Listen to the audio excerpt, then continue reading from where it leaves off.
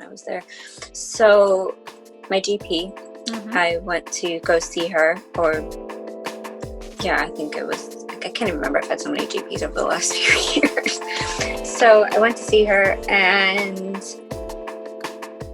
I'm not sure if this is across the entire UK. I believe it is. I don't know if it's observed or not, but what is meant to happen is that anybody who goes in with a complaint about something breast related are meant to be referred to see a breast clinic within 2 weeks. So, of course, being 32, they said pain isn't an indicator of breast cancer. It's nothing to worry about. You're young, you're fit, you're healthy, but we're going to refer you because we have to, more as a formality. So I went in 2 weeks, sometime within the next 2 weeks, to the local hospital that had a breast clinic there. Sometimes it's within your local hospital. Sometimes it might be something separate. Sometimes you may have to go somewhere further afield. It just really depends on where you live. Luckily, where we're living, it's all kind of right here, right near us. And I went in, and they checked me out, and they said, oh, it's probably nothing, but just as standard, we're going to do an ultrasound on your breast. They did that, and they saw something that they didn't like at the time, so they took a biopsy. And they still said to me, it's probably nothing. I'm sure it's nothing. You're young. You're fine. And it turned out it was just what they called benign tissue change. They said it was nothing to worry about. And they sent me on my way. About a year later, I still had the pain. It wasn't going away, and it kind of had shifted into a different area of my breast as well. So I went back again, and I said, this pain isn't going away. It's really bothering me. This doesn't feel right. Something's not right. I know my body. Again, I got dismissed about it, but they sent me because they had to. This time they did another ultrasound, again, as routine. Nothing showed up on this one. And so this time the doctor that I saw, because it was a different lady, and she just made me feel like I was wasting her time. She made me feel like, you're young, you've already been here, we told you were fine, there's still nothing wrong with you. They all kept telling me breast pain was not a symptom of cancer. That wasn't an indicator of cancer. I was too young. It's not a problem. And she told me to take some supplements, evening primrose oil, which can help with breast pain. They said, we don't know why. Some people just have breast pain. And they sent me on my way again. This time I thought, okay, you know what? Maybe they're right. Maybe it's okay. I started taking the supplements. It actually helped a little bit. It eased the pain. And then this was last July in 2019.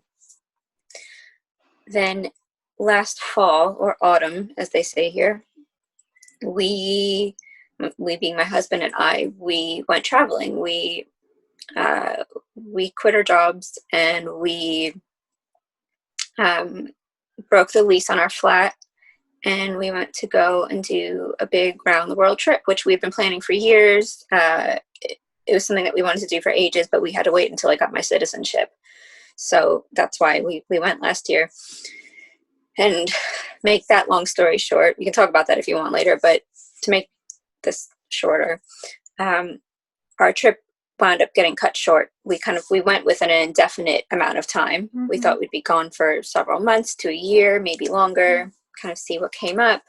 But due to some other health issues that were going on at the time, which are fine now, we wound up coming home after 6 weeks.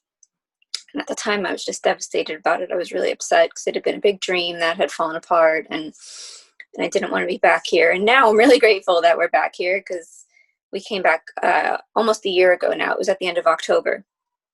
And obviously being here versus abroad during the pandemic has been a blessing, and being here to catch this with my cancer has been a blessing. But we were back, and I was starting to have the pain getting worse again. And so I think it was in early March, I went to see my GP again. This time it was a new GP, because we had moved to a different area when we came back here. And I saw my GP, and she again referred me. Is that what happened? Sorry, I'm mixing my story up. There's so much within this story. I'm kind of losing my train of thought. Sorry, I hope this That's isn't a okay. nightmare to edit. It is. So, Take your time. gosh, I wish I knew how to say things quickly. I can hear my sister rolling her eyes, being like, "Just say it fast." Um, No, no, no, no. No, because so people are, and I am too, people are yeah, listening to this for the first time. No, no. no, this is true. So that's what happened. So, okay, early March, I wanted to go see somebody. I wanted to go see my GP. But I I went in and she felt around and I thought she referred me to see somebody within 2 weeks. Yeah, that's what it was. She referred me to see somebody within 2 weeks. She felt my breast and she said, I don't feel anything. It seems fine. I'm sure you're fine. This is your third time now. It's okay. You're young. You're fit. You're healthy. Blah, blah, blah. Same thing as always. They referred me. But then within that 2 week period, the UK went into lockdown. And I thought, you know what? I'm sure it's nothing. I'm just going to put it off. It's never been anything before. Even though I know something's wrong, I could feel something was wrong. I thought, you know, I'm going to hold off. I don't want to do anything right now. And then in a little while later, I guess at the end of April, I was in the shower and this time instead of feeling pain, I felt what seemed to me like a lump of some sort. And of course that freaked me out. And I thought, okay, you know, I can't ignore this. It doesn't matter that we're in the middle of a pandemic. Like I've got to get this checked out. So I called up, I got the referral again. And a couple days later, I was at the hospital getting it checked. And again, I went in, I met with a different consultant now. So they call the surgeons consultants. I think, you know, in the States, when I first heard consultant, I was like, consultant, is this person not actually a doctor? What does that mean? No, it's a consultant is just what they call the practitioner, the doctor. Oh. So I saw the breast consultant and they're full-time positions. It's not somebody who kind of just comes in and consults, despite what the name sounds like. And she also was pretty dismissive. She's like, I don't expect to see you again after this. You know, you'll go do the ultrasound and then you can just go home. You'll be fine. And I went in, they did the ultrasound, and it turned out that whatever it was that I was feeling, the physical thing that I felt was tissue or a cyst or something, it was nothing. But the radiographer, the radiologist actually, she noticed what they call microcalcifications. Mm-hmm. And I remember her saying calcium flecks. And I was like, calcium, but I don't eat dairy. Like, how is there, you know, where's this calcium? Just like stupid, you know, I didn't really think it was from dairy, but you get it. I was thinking, where is this coming from? I didn't know anything about this. I'd never heard of this before. When you hear breast cancer, you think a lump, a tumor, but actually it encompasses so much more than just that. There's so many different facets to it. It's not just, it's exactly perfect word. It's not just a tumor. It's not just this lump that we feel, that we're told to feel for. And she said these microcalcifications, it's quite widespread. I want to do ultrasounds. I was like, oh, calcification, calcium, that's not too bad, right? Like, we want calcium. She's like, no, this is not good. This is, you know, I don't want to scare you, but this is probably going to be cancerous. And immediately I thought, oh my God. And this was something that I had known. I knew it in my gut. I've been going back year after year to get this check because something didn't feel right. And even though they told me it didn't need to come back, I kept going back.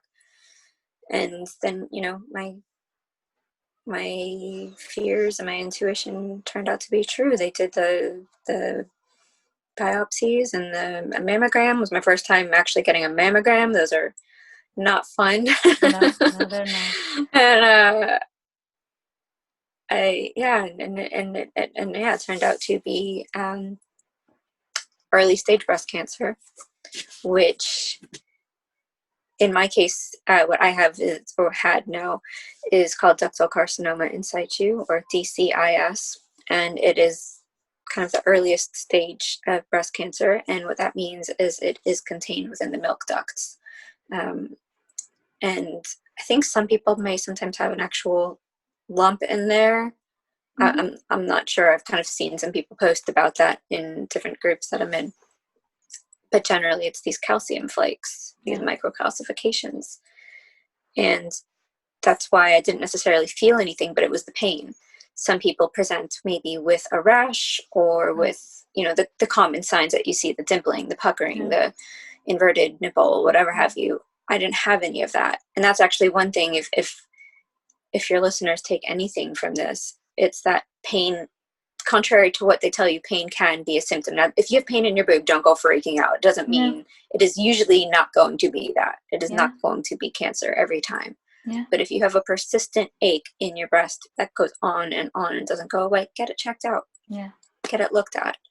Yeah. When I said to them, why did it take you 2 years to find this? They said, because we were looking in the wrong part of your breast. And I said, my boobs are not that big. They're pretty small.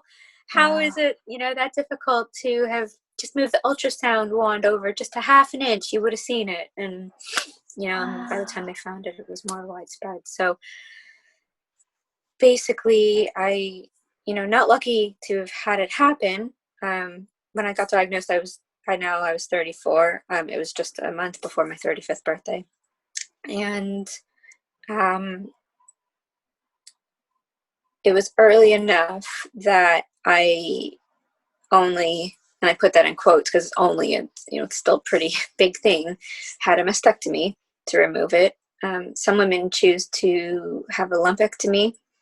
In my case, because the nature of the calcification was so widespread, and because my breast is pretty small, didn't make sense to do a lumpectomy. There was too much of it covering too much of my breast to have that option. So I had the mastectomy, and I've had the option for hormonal therapy to reduce the hormone because my cancer was hormonally positive. That's another thing I never knew about before I got diagnosed, that cancers are fed by hormones or they're not. Yeah. And which I've turned down. I'm not going to be taking it, which we can talk about later if you want. But totally. Yeah, so that's kind of that. I didn't need radiation. I didn't need chemotherapy.